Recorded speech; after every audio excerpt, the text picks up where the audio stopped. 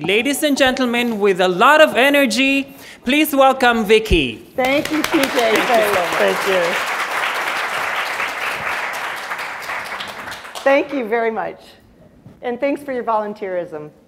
So how can you be part of the solution to the problem you've heard about for the last few days, disengagement of your coworkers? Hopefully not you. The Bureau of National Affairs attributes employee turnover to a cost of $11 billion. Well, today you're going to look at the problem from the inside out. In life, you can choose to see nothing is a miracle or everything is a miracle. We've heard from Albert quite a bit this week. So the answer to the problem of disengagement is for you to become a breakthrough conscious leader, fully engaged, seeing limitless opportunities, and seeing every moment as a miracle. And the benefits will be clarity of thought and feeling, which will give you more time and energy, better relationships, and at work, it will increase productivity and lower costs. So why wouldn't you want to do that, right? And we're all connected in energy, according to quantum physicists. Now, I need a brave volunteer to demonstrate this. A bigger prize. Okay, see, up front, brave volunteer. All right, because I'm an energy wonk, right? This is an energy stick. Now, when we are connected, our energy will flow through us in a positive way. So you are Marie. All you need to do is hold that in. It won't hurt. Oh, man. What happened? Let's connect. Thank you very much. And here's a copy of my book. I'll sign it for you afterwards. So how do you do it? Well, it's the 3 A's process of awareness, acknowledging and releasing fear, and taking aligned action. Now, let me do an analogy. We haven't had any energy wonk stuff for a little bit, have we? When do you change this light bulb, this Edison light bulb, assuming it's in perfect working order? Anyone? When it stops working. Now, what if you became aware that this CFL, or an LED light bulb, would light this room using 25% of the energy, doing the same work, emitting less heat, and being better for our planet environmentally? Well, even with that awareness, you might have to acknowledge some resistance to throwing away a perfectly good working light bulb if you had a frugal father like mine. And you might have to overcome the resistance that this costs $3 roughly, this is 30 cents roughly, and will it pay back as promised? And then if you don't have one at home, you might forget it at the store. But let's just say you overcame that resistance, you bought this light bulb at the store, then you have to take aligned action. You have to come home and actually throw this working light bulb in the garbage, unscrew it, making space for the new, and put in the new light bulb. As a new CEO, my HR director, who used to chair a number of state groups, Employers Advisory Council, et cetera, she made me very aware that my great desire to make money and be efficient did not include interrupting my associates. So I had this awareness. Now, I had to acknowledge some resistance because, after all, how I am got me to where I was. But I wanted to be a great CEO. I had that desire. And I had to learn that what was causing me to interrupt was the fear that I would forget something very important. So I learned to write that down and not interrupt. And then I took aligned action beyond that, and I put a pad of paper on my desk, and for 30 days, I checked off every time I interrupted and didn't. And I'm not perfect, but I'm a much better listener now. To change, you have to align how you think and feel. And this is the secret to why New Year's resolutions don't come true. You have the very best intention, but you don't believe in your gut. You don't have greater, more elevated energy for that new thing you want than what is holding you where you are, which is not what you want. So we're going to try a little exercise here, and then we're going to see what happens in your body with this exercise. So if you would just sit up straight, Pull your shoulders up and roll them back. Feet on the floor. And we're just going to practice a little breathing here. So put your hand on your belly, and I want you to feel it distend. These are not your skinny pants. So breathe and go. All right, now this breath, breathe in your belly, but pull the breath all the way up to your head like water up a straw. Here we go. Okay, now we're going to breathe into 5, hold for 3, and out for 7. All right? Big belly breath in. 3, 4, 5. 1, 2, 3. Out. 3, 4, 5, 6, 7.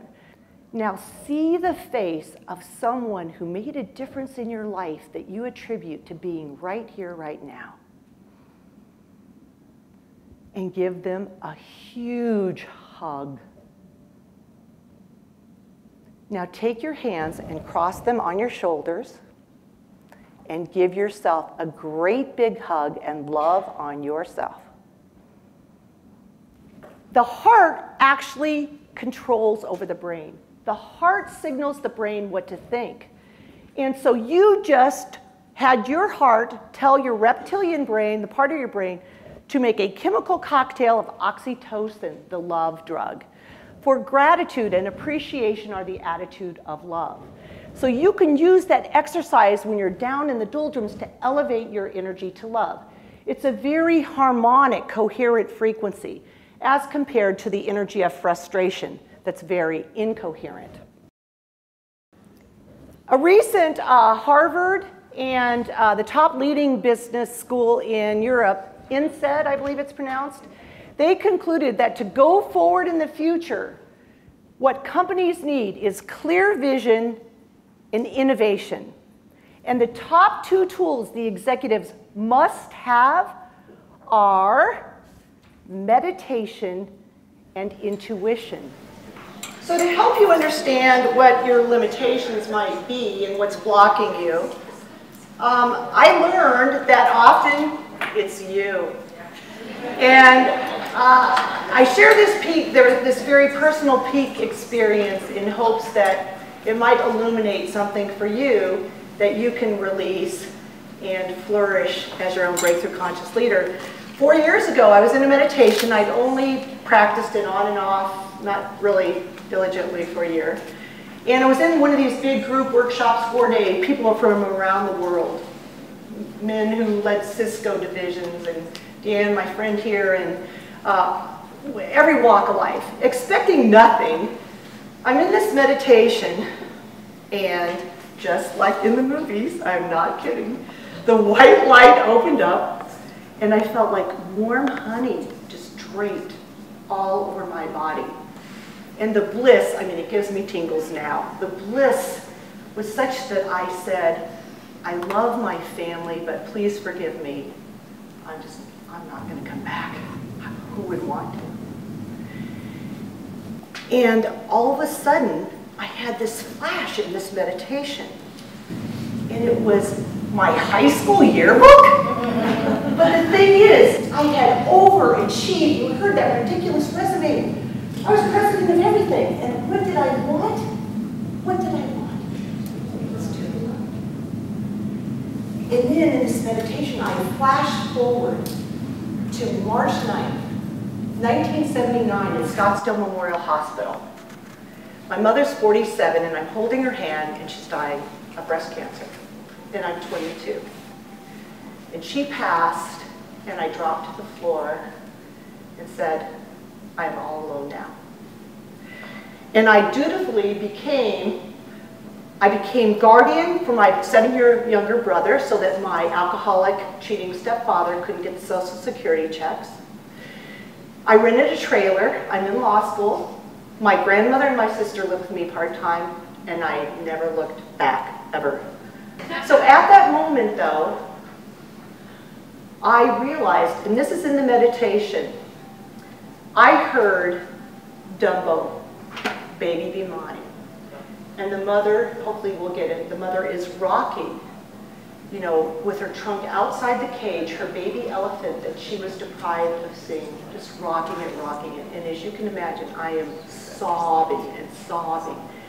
And I realized that I had internalized abandonment, and that the critical father who thought he was so loving, I had believed I was not worthy, so I overachieved. That's what I heard. Yep. Exactly what I heard. And everything became clear to me, one of those aha moments. Everything became clear. Baby mine, don't you cry. Okay, that's enough of that. Taking me too far back. But what happened next, I couldn't believe. Again, that blissful feeling came, and I had angel wings from here to there wrap around me. And my mother was brushing my hair, literally. And I realized I had been loved the whole time. And for 55 effing years, I had chosen unconsciously to deny myself love, when I could have loved myself the whole time. And that sense of oneness, that pure love, I knew that we are all connected. I am in you, and you are in me. And I have not cut off anyone in traffic for 4 years.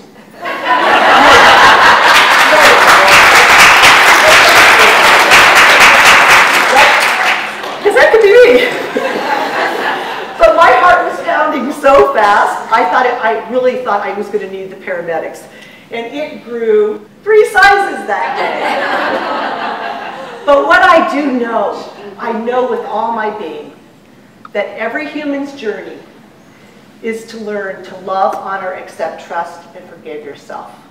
And that's what consciousness is. So let's take a deep breath, and let's turn to the second step, acknowledging and releasing fear. Because if you're not in the energy of love, you are in the energy of fear.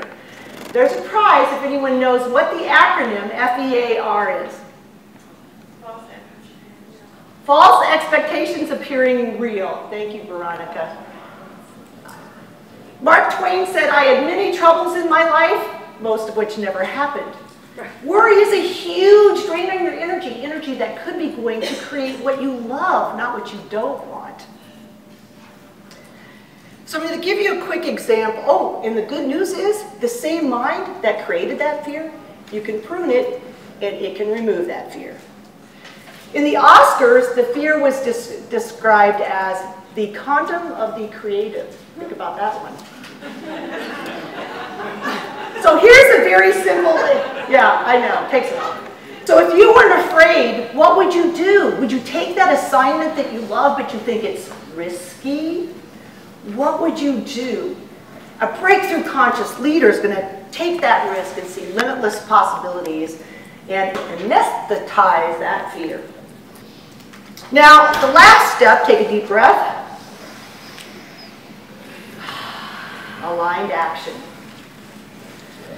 You know, space abhors a vacuum. Have you ever cleaned a shelf with the intent to put something there and then somebody moves something right in, right? So as the saying goes, if all roads lead home, there'd be no need for country music. Right? Yeah, I had a country song on here, and I wasn't dissing it, but we couldn't hear it. Anyway, you want to be very, very clear on what you want.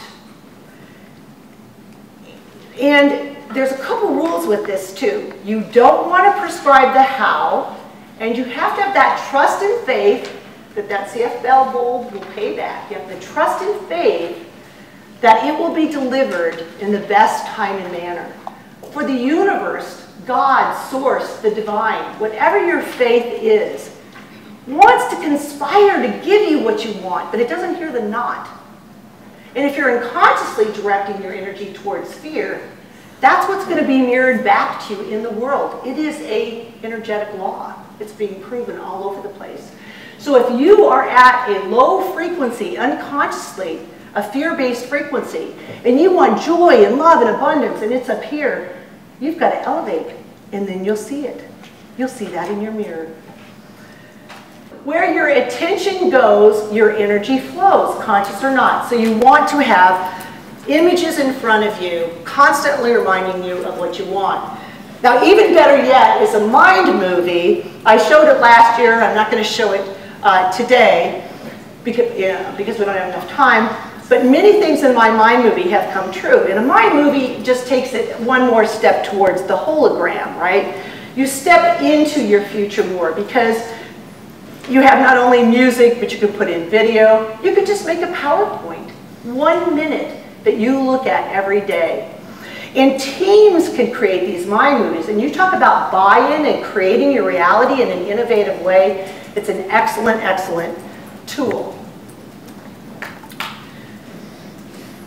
So in sum, for you to become your own breakthrough conscious leader, you will live fully engaged. You will see the miracle in each moment. You'll think, believe, and perceive beyond positive thinking. You can use the 3 A's process of awareness, acknowledging your fear, releasing it, making space for the new, and taking aligned action.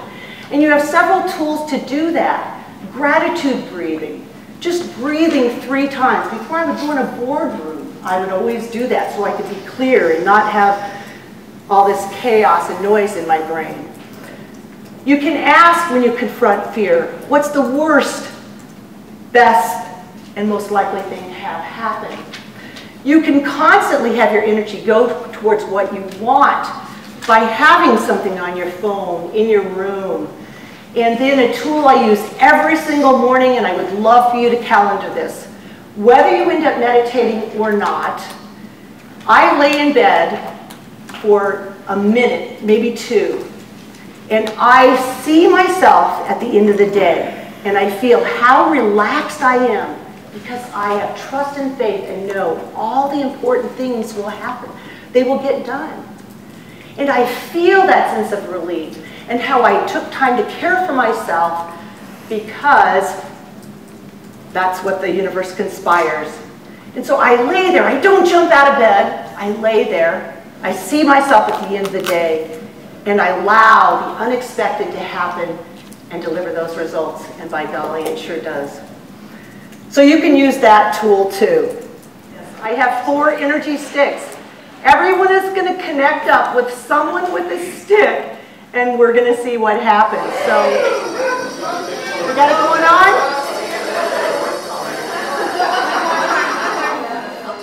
All right, all right. You can set it down. Thank you, thank you. Thank you. And as you leave, just know that when you elevate your energy, you elevate the energy of everyone you touch and ultimately our world. So thank you for your energy.